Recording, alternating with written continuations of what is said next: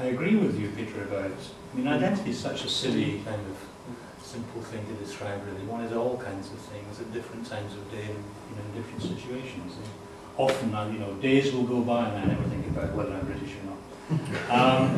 Most days go by in that way. However, I do think you are absolutely fundamentally and crucially wrong on the question of Newcastle. and on many cities like Newcastle. Newcastle is one of those places that decided it was going to reform itself and its economy around two things: Northern Rock, which we know about, which may come out of that, may be fine, and this thing called the arts. EU money went into Newcastle at a great rate, which is a good thing. There was, you know, art galleries, there's a wonderful concert hall. But actually those things have very little connection with the way of life of most people whose fathers and grandfathers lived in Newcastle and who, in my view, sometimes unfortunately still live there themselves. If you leave the middle class life in Newcastle behind, you enter terrain which is so upsetting and depressing, it won't matter how many Baltic Exchange art galleries there are, it just won't.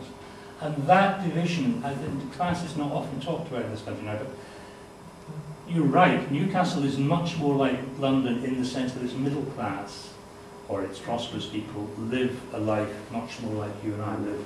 That's very true.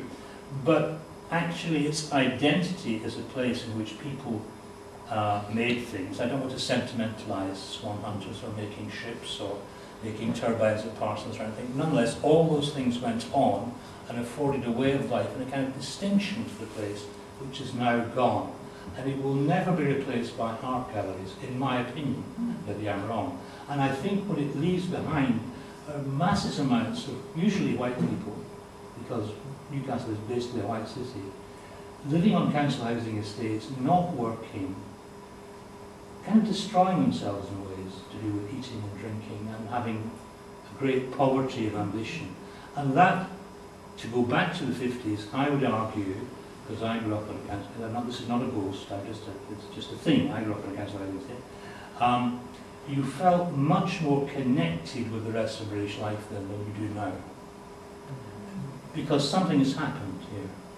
There's the Sunday Times Guardian class, and there's the kind of Sun Mirror class, and then there's a whole class that, of course, to whom newspapers are completely foreign, and literacy in a way is completely foreign. And that connection between people and between classes is something that in Britain has broken down, that in most European countries, I contend. What about the sort of, this is getting very academic in a way, but what about the sort of Jeff Dench contention? The Jeff Dench wrote a book about the East End of London, which showed that the application of triage really to social services, to health and housing. I mean, triage, we'd have all, I'm sure we'd have, certainly Sunday Times Guardian Plus would have agreed with it, which was that you gave these goods on the basis of the people that needed them most.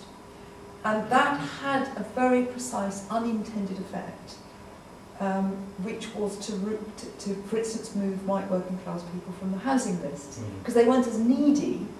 So the application of a benign principle based on triage had over time a very discombobulating, a very disassociating impact on distinct bits of indeed London.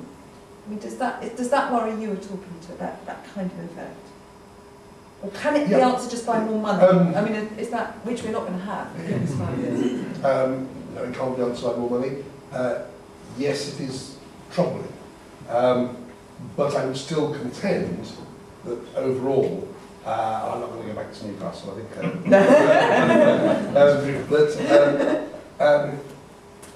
That things are much better than they were 40 years ago, 50 years ago, 80 years ago, or 100 years ago. It's always the same. And just, this is where the East End has been the arrival point of successive groups of people.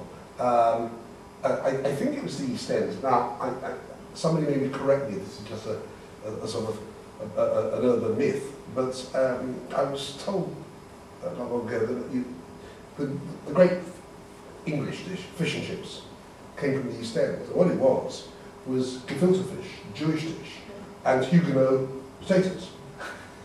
And it was a combination of two immigrant societies in the East End combining to create this English dish.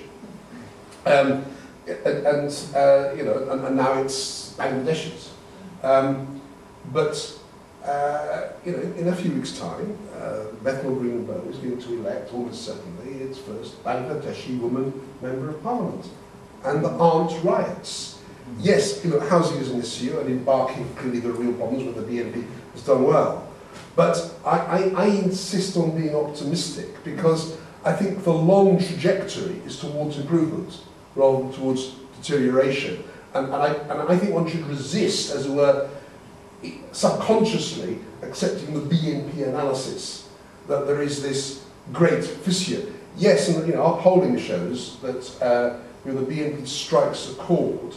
It's actually only to a small extent racism in the normal sense. It is a sense of insecurity that is projected onto immigration. So immigration is the consequence of insecurity, not the original sort of fount of emotion. But even there is less insecurity than there was 20, 40, 60 years ago. Yeah, the recession has been a bit worse, but if you take the long view, I'm an optimist.